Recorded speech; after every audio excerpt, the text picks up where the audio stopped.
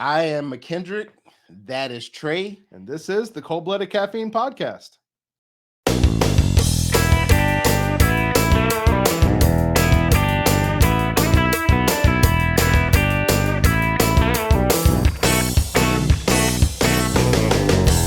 All right. In this episode, we're going to talk about Cold Blooded Caffeine's coffee journey with a focus on origins that we started with when selecting our coffee and the evolution to the coffees that we have in our portfolio now.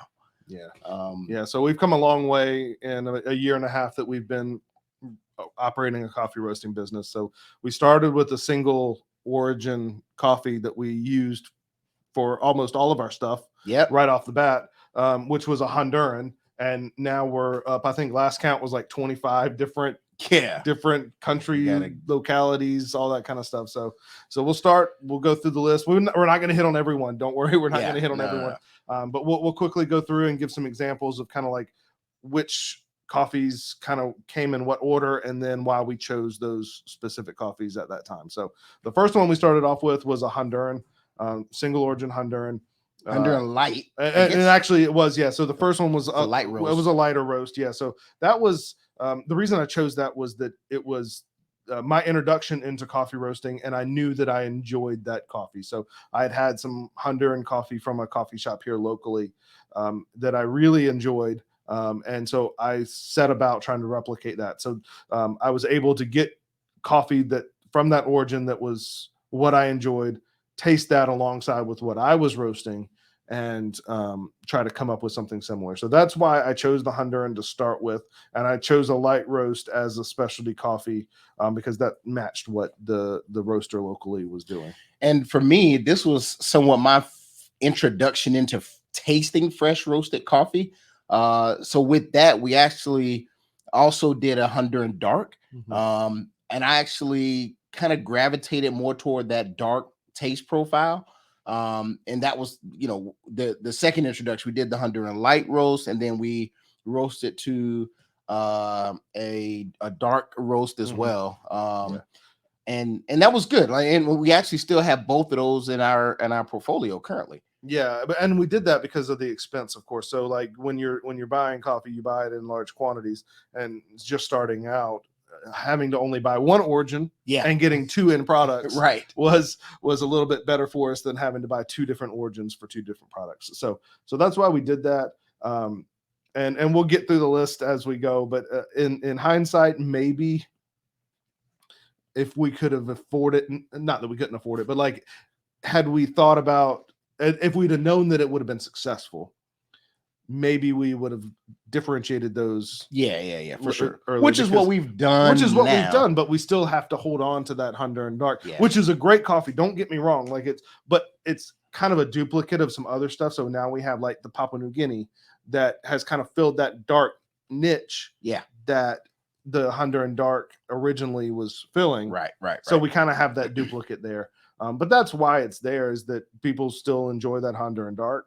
And so we keep it for that reason. So Honduran was the OG. The OG. That was the. Did that sound hip? You sound very hip when you said okay. You put a little emphasis on the G. OG. Yeah. That was a good one. Okay.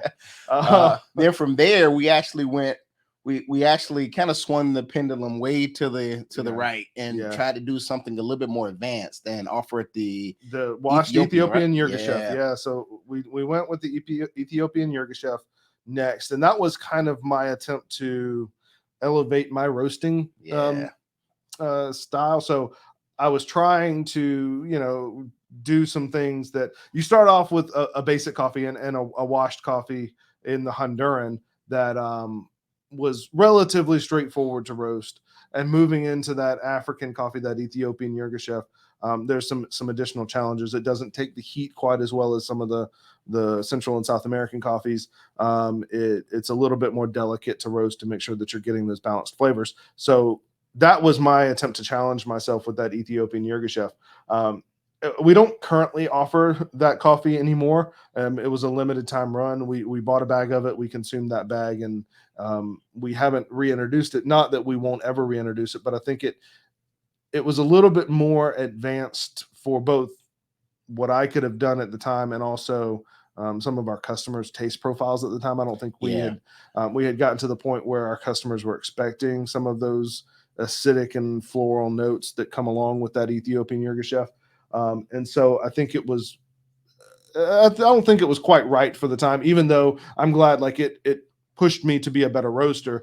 I don't think it was right at that time. So for some of you, I mean, you can tell me if I'm wrong. I mean, probably several of you that are watching or listening to this got some of that Ethiopian coffee. It was in some of the blends that we introduced at our first Tinley back in March 2022.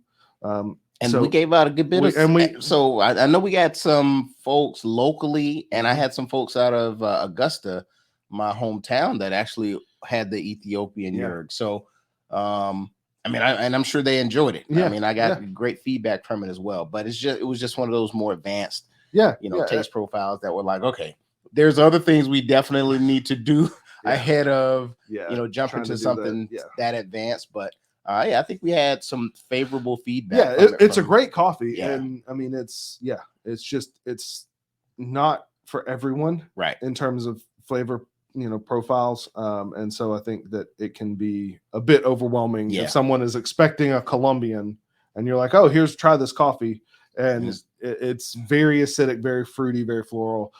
So I just don't think myself or the customer base was quite ready at that time in our early days to be able to accept that coffee. So I mean, that said, I mean, that kind of transitions us right to the next one, which is we swung back the other way. We swung the pendulum back the other way and actually started looking for something that was a lot more universal that we could use. And really the next two are kind of that way. Yes, right. So the next one was the Colombian.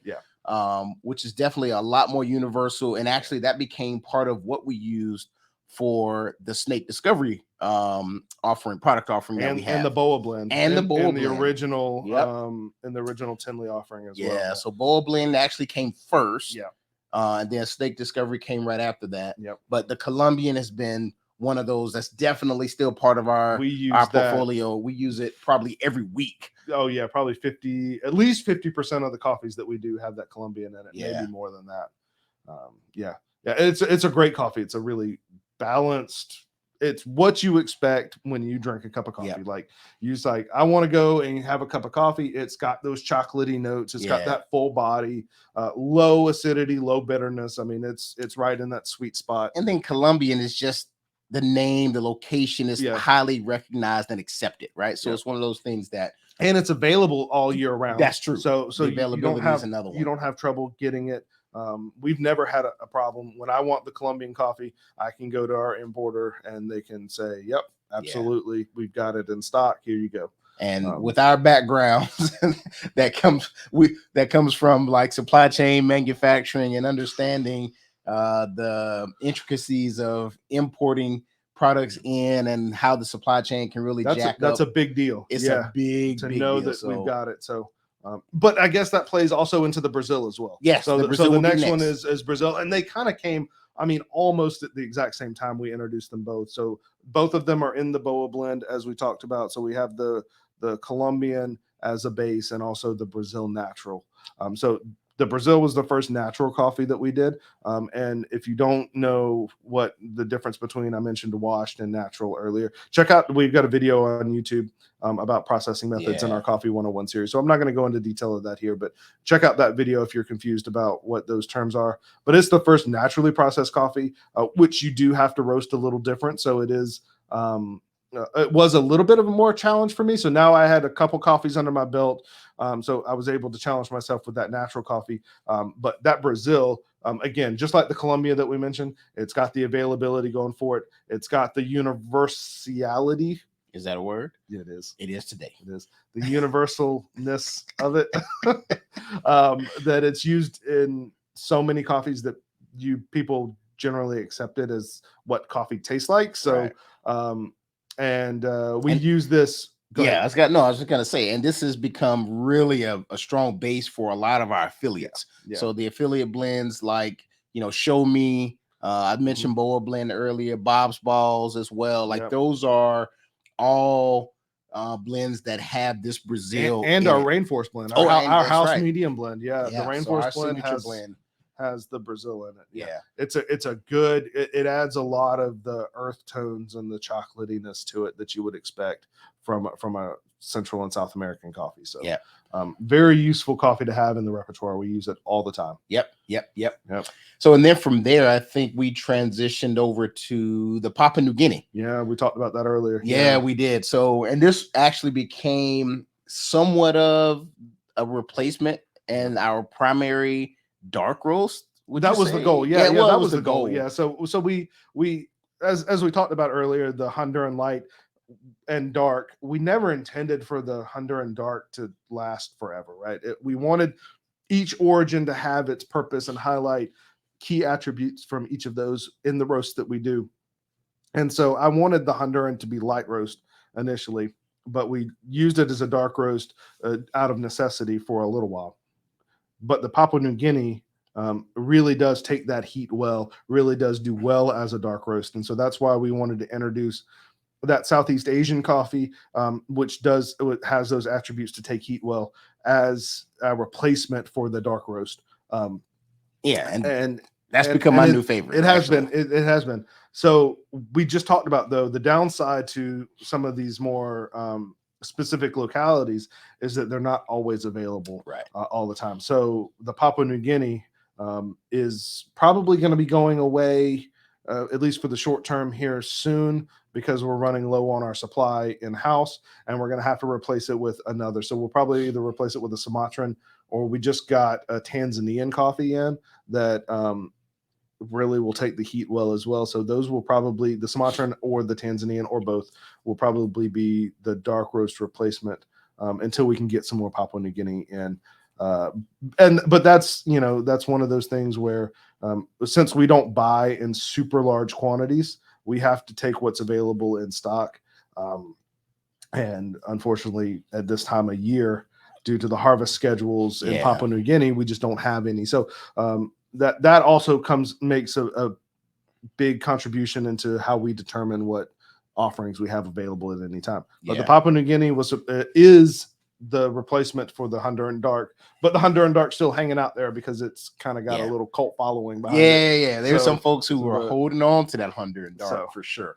I've kind of transitioned my taste profile over to the Papua New Guinea, but I am eager to, as the seasonalities come and go, and that one's not available, we'll of course update the website to what we have. That would be our new dark. But the Papua New Guinea definitely has been a hit. We've taken it to shows pretty much everywhere, especially at the end of last year, and I think it was very well received. So absolutely. And recently we've introduced our house blend dark as well, the nocturnal roast. So that has kind of taken the place of the single origin Papua New Guinea at shows and things like that. But the Papua New Guinea is still it served its purpose well as we go through the history of Cold Blooded Caffeine's purchases of green coffee. That was very much a win. I guess probably the last one that we're going to call out specifically in the evolution of our journey of coffee is the Rwanda. So we've finally come back relatively recently, within the last couple of months, back to an African coffee. So we didn't offer any African coffees for a while. As I mentioned, we had the experience with the Ethiopian, where it's a great coffee. It just didn't really resonate with as many people as some of the other Central and South American coffees did. So we kind of stayed away. We didn't have any African coffees available on the website for a while until we found this Rwandan coffee. And I really, so I was experimenting kind of behind the scenes with some African coffees, but never really found one that was like most people are going to enjoy. I mean, that is not to say that there aren't wonderful African coffees out there, but they take a little bit more of a refined palate, and also are a little bit more challenging to roast, as I mentioned before. But I found this Rwandan coffee. It's a washed Rwanda. And it's got a lot of the attributes that you would expect from an African coffee: the acidity, the floral notes, the fruitiness. But it's not quite as punchy and in your face, right? Because I think that's the problem that you get with some of those more acidic coffees is they can be really forward and almost like sour tasting if you're not expecting it.